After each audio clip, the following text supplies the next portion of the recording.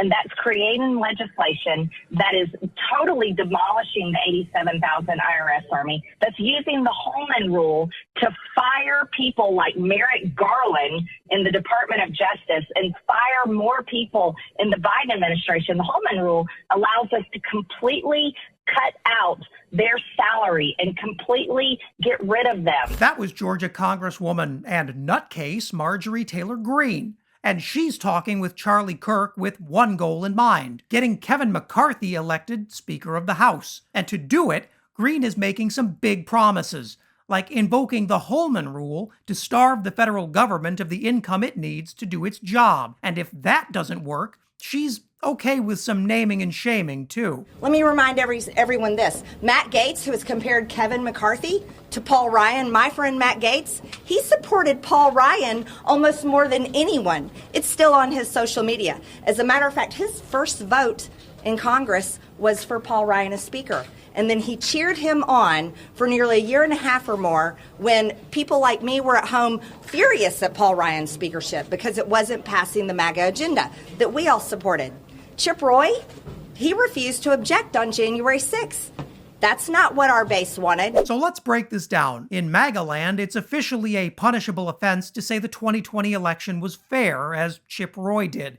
So that's nuts. But let's get back to the Holman Rule and why it's so dangerous. That rule allows Congress to make amendments to spending bills that fire government employees, reduce their salaries to zero, and even gut funding for critical programs. And the GOP really wants that power. Republicans last used the Holman Rule in 2017 to threaten the nonpartisan Congressional Budget Office for daring to say that the GOP budget didn't actually make sense. Republicans pushed an amendment to fire 89 employees as punishment for them telling the truth. That was so extreme that even the majority of the GOP refused to go along with the insanity. That measure failed, along with another effort to reduce the salaries of several government employees to $1. But this has never been about money. Republicans love the Holman Rule because it allows them to inject their extreme politics into civil service jobs that are supposed to be protected from politics by law. But we all know how much the GOP cares about silly things like laws, right? And with Kevin McCarthy trying to sell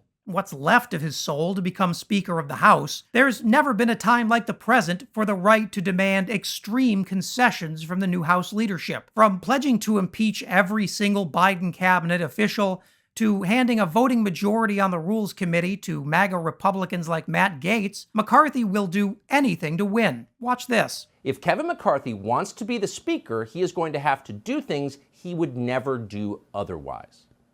Like what? We can think of at least two things. First, release the January 6th files. Not some of the January 6th files and video, all of it. And not to some phony committee that will hide them, that in fact is designed to hide them from the public, but put them online. Release them to the public directly so that the rest of us can finally know what actually happened on January 6th, 2021. But Tucker wasn't done. If McCarthy wants control of his party, he'll need to do more than give in to their fever dream fantasies about an imagined January 6th where the Trumpers were the real victims. He'll need to take a few more swings at democracy while he's at it. Second, Kevin McCarthy could put Thomas Massie of Kentucky in charge of a new Frank Church committee designed to discover what the FBI and the intel agencies have been doing to control domestic politics in this country. They've been doing a lot. But no one in Washington wants to talk about it. This topic is effectively off limits and has been. In fact, no one's talked about it for almost 50 years. Yeah, no one's talking about it because it's a conspiracy theory put forward by the same people who want you to think Joe Biden is running an international sex trafficking ring in the White House. And there's a good reason Kevin McCarthy wants to stay a mile away from crazy Thomas Massie, because whenever Massie gets in front of a camera, he does stuff like this. Thomas Massie tweets, "Merry Christmas, P.S. Santa, please bring ammo."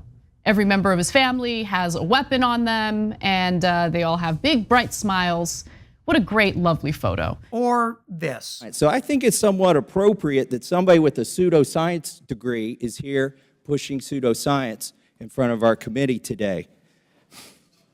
I want to ask you. Are you serious? I mean, this is really serious happening here? You know what?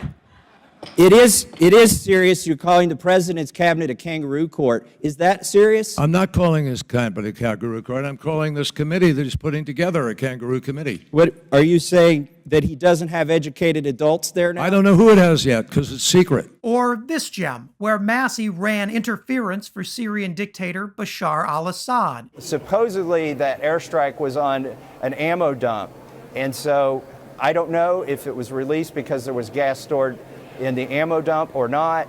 That's plausible. I'm not saying that's what I think happened, but You're more inclined to believe the position of what Bashar al-Assad is saying and what the Russians are saying right now than more inclined to believe what even your colleagues here in the United States believe is truth, that this is Assad, and what human rights observers over there say is Assad? I don't think it would have served Assad's purposes to do a chemical attack on his people.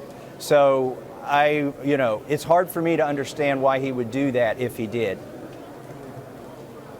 House Republicans couldn't be clearer about what kind of government they're going to run. One that serves Republican interests and inflames Republican fantasies, even ones Kevin McCarthy knows aren't true. And that's because even if McCarthy wins the speakership, he knows he won't be able to do anything without letting the far right rise to power first. Now, the sharp-eared among you will notice that at no point in all of these insane rants have we heard a single word about the economy, jobs, foreign policy, or, that war in Ukraine. And that's because Republicans no longer deal in real-world politics at all. They're too busy feeding 4chan trolls to worry about issues Americans actually care about. But there are some signs that all of this crazy may be a little too much for the few moderate Republicans left in Congress. With the situation still in flux on Wednesday night, Republican Congressman Don Bacon hinted to the press that some Republicans were prepared to work with Democrats to find a consensus speaker candidate both sides could work with. Spoiler alert, that's not going to be Kevin McCarthy. Now, it's still possible Kevin McCarthy may get it together and win a late-night vote to finally become Speaker. But even if he does, he'll know almost all of his power has already been taken out of his hands by a coalition of 20 MAGA grifters, including Green, Matt Gaetz, and Lauren Boebert. Even if McCarthy is allowed to be the Speaker, it won't be his voice doing the speaking. With a turbulent 2 years ahead, the American people will have a front row seat to see just how deranged and authoritarian the GOP has become. And if the speakership circus is any indication, they'll be exhausted way before the 2024 election. That's bad news for the GOP, and great news for the country. If you made it to the end, thanks so much for watching. Please leave a like and consider subscribing. And leave a comment below so you can let me know what I should cover next.